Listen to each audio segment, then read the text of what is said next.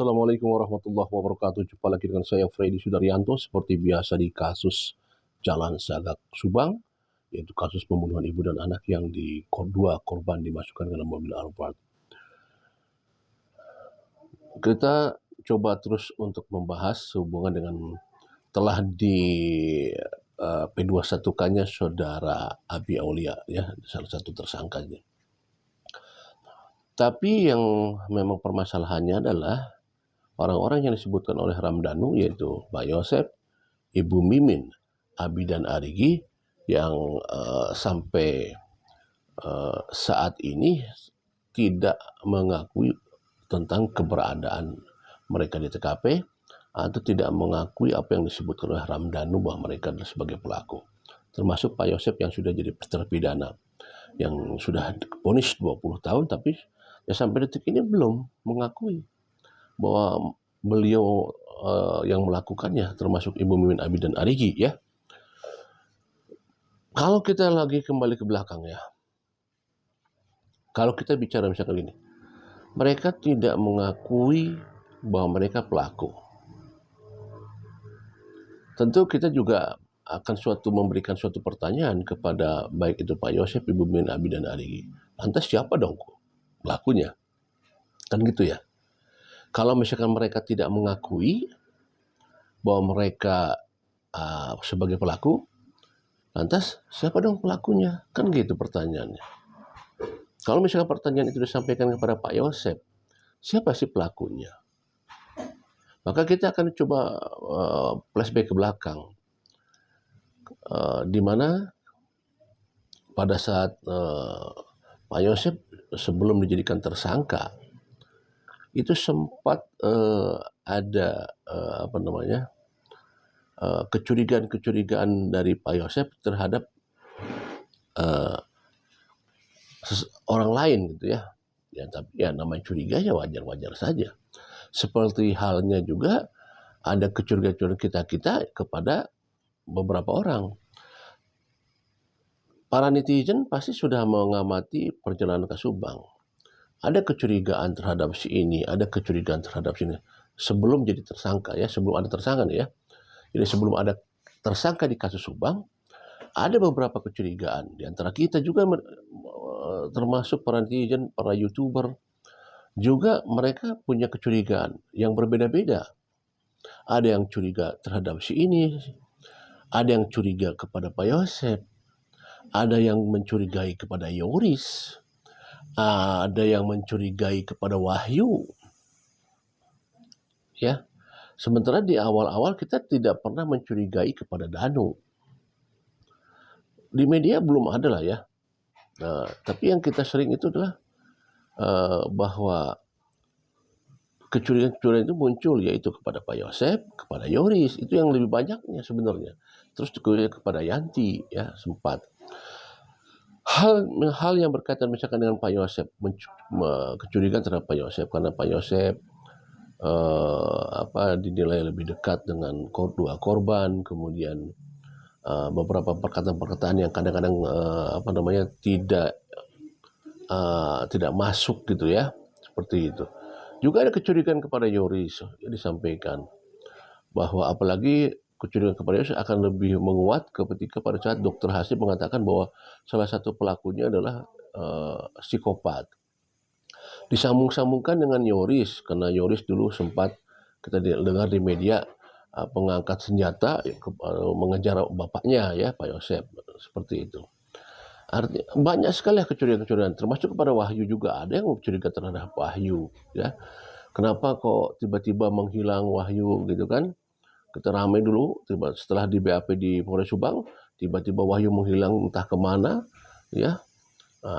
Ada kecurigaan kita ke sana ke Wahyu. Jadi kecurigaan-kecurigaan pada saat itu beraneka ragam, ya. Siapa kepada si ini, si A, si B, si C, dan lain sebagainya, seperti itu. Nah, saya ada untuk Pak Yosep, ya. Pak Yosep beberapa kali waktu itu sering menyebutkan bahwa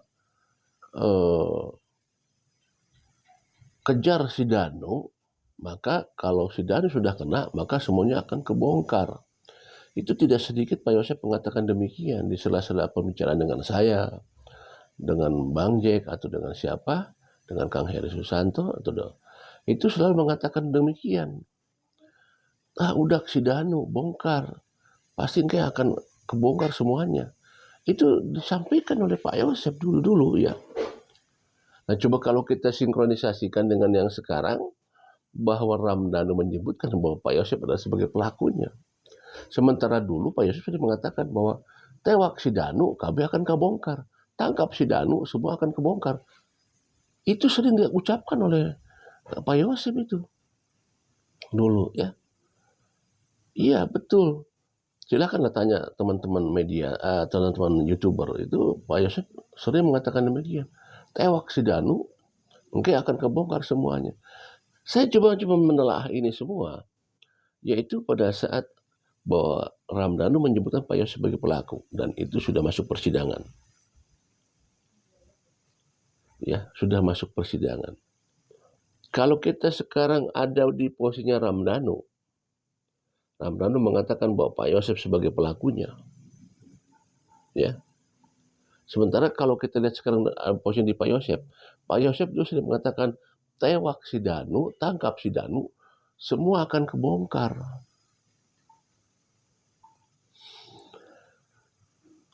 Ada satu rekaman yang coba saya buka ini pada saat rekaman ini pembicaraan saya lewat voice note dengan Pak Yosep waktu itu ngebahas masalah yang voice note saya yang mengatakan masalah Danu mabuk. Coba saya akan ambil ujungnya saja ya. Ini ada percakapan saya dengan Pak Yosep masih ada di saya ya. Waktu itu Pak Yosep meminta saya untuk melaporkan masalah voice note itu kepada Polda Jabar. Nah di sini chatnya ya banyak sekali. Kelihatan nggak ya? Voice note-nya saya dengan nggak kelihatan. Ya punya inilah ya. Saya akan coba mengambil voice note yang ujungnya saja karena berkaitan dengan masalah Pak Yosep sudah mengatakan tewak Ramdhanu gitu ya. Ya makanya itu kan konsekuensinya. Maaf Pak. Ya. Saya langsung ke ujungnya saja ya. Jadi jangan sembarangan membuat voice note untuk melakukan seperti itu. Ya, jadi kan itu sangat sensitif. Sangat sensitif. Jadi sekali lagi hati-hatilah. Apalagi membuat konten-konten. Itu kan kalau nggak kena, itu kan udah fitnah. Makanya bertaburan fitnah.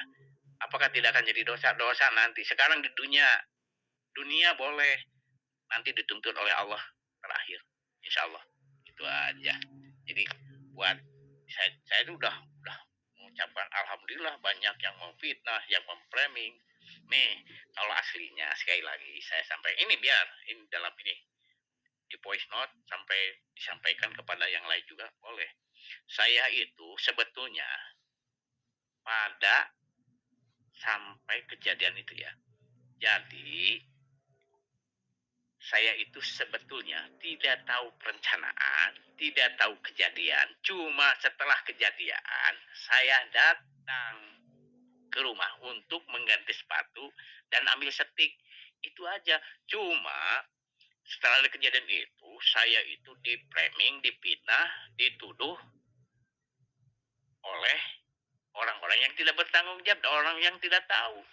Itu aja. Terus kalau memang saya melakukan, kenapa kok jaket merah harus disimpan dulu di luar? Kan pakai jaket itu di luar disimpan, terus masuk. Saya kira, terus ada noda itu karena itu dari air, itu noda dari air itu. Jadi bukan bukan murni dari itu. Jadi begitu. Jadi saya udah dengan penyidik yang nyuruh bukannya juga udah apa. Terus di Polda juga saya sudah selesai, itu aja. Mau yang mau fitnah, mau framing ya silahkan. Cuma ya mudah-mudahan, tapi kan tetap kasus ini Bapak tidak ingin dipetieskan, tetap ingin berjalan dan siapapun pelakunya nanti akan eh, dibuka begitu aja.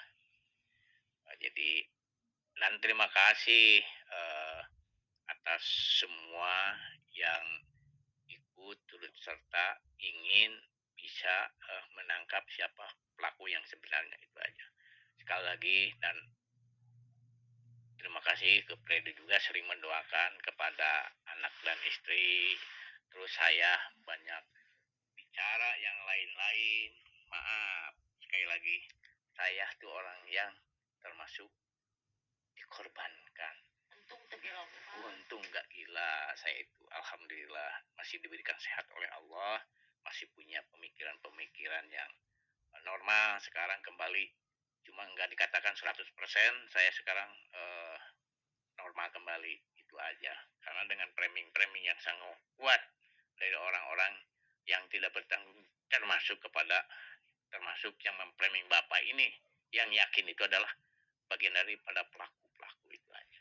Cuma sekali lagi kunci dari segalanya hanya di Danu itu aja Pak Freddy. Tolong sekali lagi mohon maaf ya Pak Freddy. Sekian dan terima kasih.